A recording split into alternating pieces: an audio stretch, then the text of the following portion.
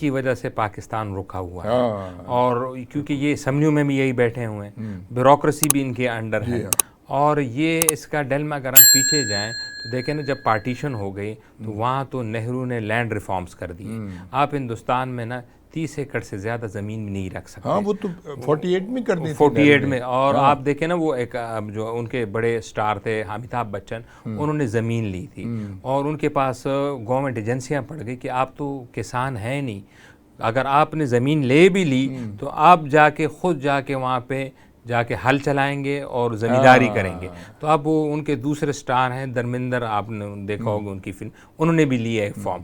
وہ دکھانے کے لیے روز جاتے ہیں بیچارے، بیٹھے ہوتے ہیں، کبھی کاشت کرتے ہیں، کبھی ٹریکٹر چلاتے ہیں، یہ دکھانے کے لیے کہ آئی ایم فارمر.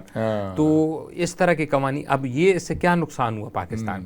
اچھا، یہ جو بڑے زمیندار، جیسے آپ نے ہسٹری کا بتایا، بڑا صحیح کہا آپ نے کہ وہ مل گئے انگریزوں سے اور پھر زمین کے بٹوارے ہوئے، پھر انہوں نے پارٹیشن میں ایک بڑا ترک کا پتہ چلا. پنجاب میں سب سے بڑی پارٹی تھی یونینسٹ پارٹی.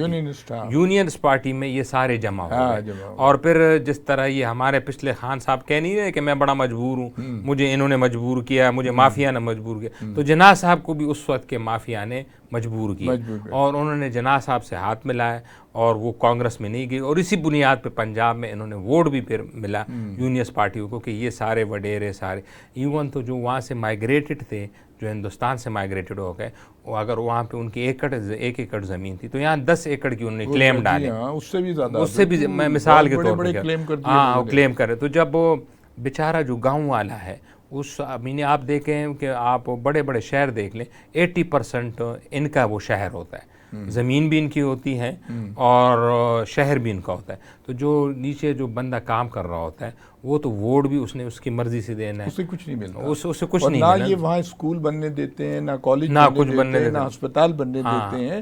یہ کہتے ہیں کہ اگر ان کے بچے پڑھ گئے تو کل یہ ہمارے برابر یہ ہمارے. اب دیکھیں جو ڈیٹا بڑا المیہ جو ڈیٹا آیا ہے، جو ہندوستان کا ڈیٹا میں نے دیکھا تو وہ کہہ رہے تھے جن کی 50 ایکڑ سے زمین ہے نا، ان کے پاس 1% لینڈ ہے. 50 ایکڑ زمین والوں کو ہندوستان میں 1% ایگریکلچر لینڈ ہے. پاکستان میں یہ چیز الٹی ہے، جو 50 ایکڑ سے والوں کے پاس پاکستان کی 80% لینڈ ہے. یہ دیکھیں نا، 80% لینڈ، اور 50% کسان جو ہیں جو کام کر رہے ہیں ان کے پاس زمین ہی نہیں ہے. بالکل، یعنی 50% فارمر آپ کے بغیر زمین کے ہیں، تو باقی 50% لینڈ اونر ہے، اور اس 50% میں بھی 80% جو ہیں وہ 50 ایکڑ سے زیادہ زمین رکھنے والے ہیں. تو وہ جو زمیندار جاتا ہے نہیں اپنی زمین پہ، تو آپ کی ایونچولی یہی نقصان ہوتا ہے نا کہ پھر پروڈکشن نہیں ہوتی.